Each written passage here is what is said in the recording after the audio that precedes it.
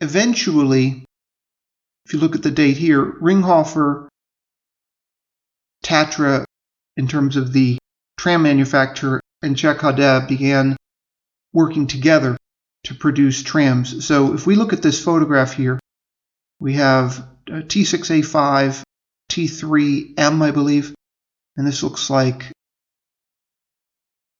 a KT8.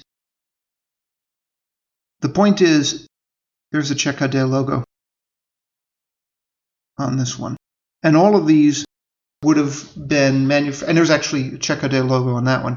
All of these would have been manufactured, in theory, under CKD's brand name, even though it's confusing because enthusiasts will still refer to them as Tatras. And I will. I always call them Tatras. But really it was CKD Tatra who are the company that manufactured them. And they originally manufactured the trams in the Ringhofer plant, but then moved to a new plant from 1989 onwards, run eventually by Siemens. They were the final owners because they ended up taking over what was left of CKD Tatra in their very last years. And the old plant was closed in 1994. This is a photo that I find very interesting because it shows the rest of the complex. It would be nice if I had something more detailed. This photo is supposedly from the collection of Jiří Poláček.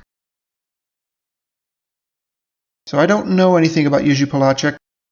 I think further research would be required to see if he's still alive and if he's written any books.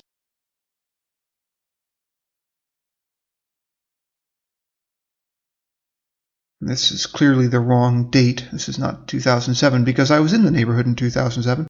It looked nothing like this, obviously. And you can tell the cars are a little bit old. That looks to be a Wartburg rather than anything manufactured in the Czech Republic. But I have an industrial switcher pulling tram parts around.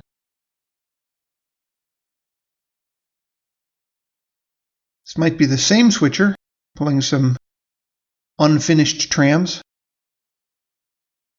which look like they might be T3s possibly.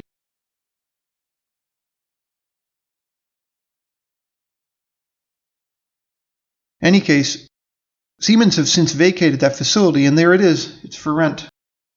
So, no more tram manufacturing in Prague, I guess.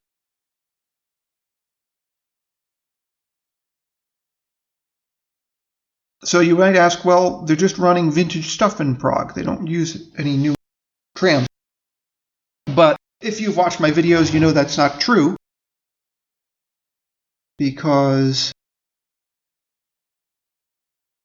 they have all the old stuff still.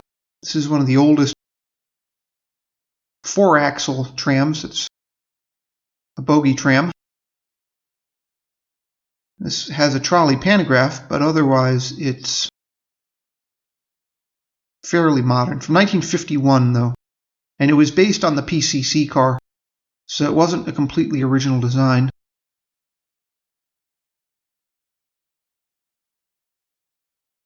And there's a T4. The T4s were never used in Prague. This one's in Bucharest, but you can see them also in Dresden and a few other places. They're very, very similar to the T3, which is actually much more common. There's a T6A5, which I showed earlier. This photo is actually quite old already. It's from 2004. And I don't even know where this is. They're saying it's at Smíchovské nádraží. Now that they say that, I recognize where this is, actually. But the paint is different and everything is different today. I had never been to Prague when I actually... Yeah, when this was taken, I had never been to Prague, actually. There's Brno. And this is a KT8. These are also seen in Prague. This might be another old photo. Yeah, from 2005. So this is a very old photo, too. Brno has changed quite a lot, but the trams are similar. So this is a B4, Tatra B4.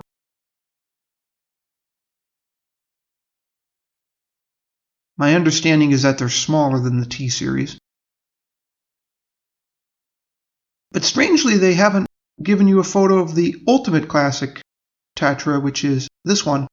And I actually have a lot of my own photographs and videos and so on of these. They're all over the Czech Republic where there are tram systems. And they've also been exported quite extensively, even into Russia, for example. Which makes sense because of the Cold War, that it was one communist country assisting another. There's also a modernized version here. There are a few of these that you can see in Brno. This one's actually in Bratislava. This is probably also why they're saying the production ran through 1997, which is not really true for the original version. The original version was produced until 1989. This is the original configuration that you would have seen in 1960, although this is a 1962, if I'm not mistaken.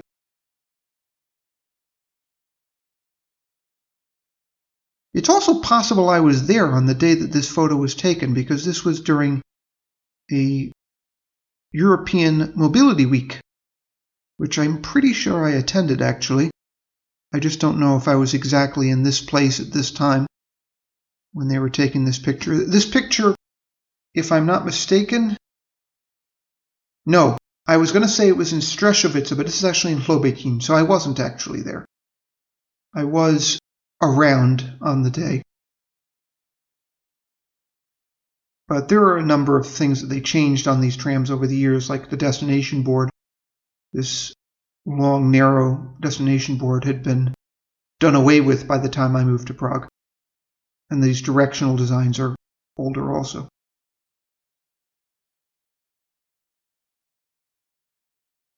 Some of the controls. Let's see what else we have here. Well, this is the RPLF, which is a low-floored rebuild of the T3. These are very, very common now.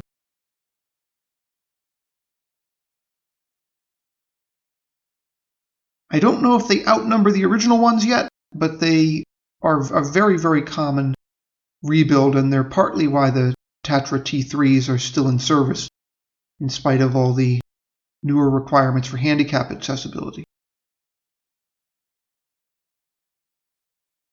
Anyway, I gave you some of the answer to what they're doing with trams in Prague with rebuilds, but actually, I'll have to finish this in the next video.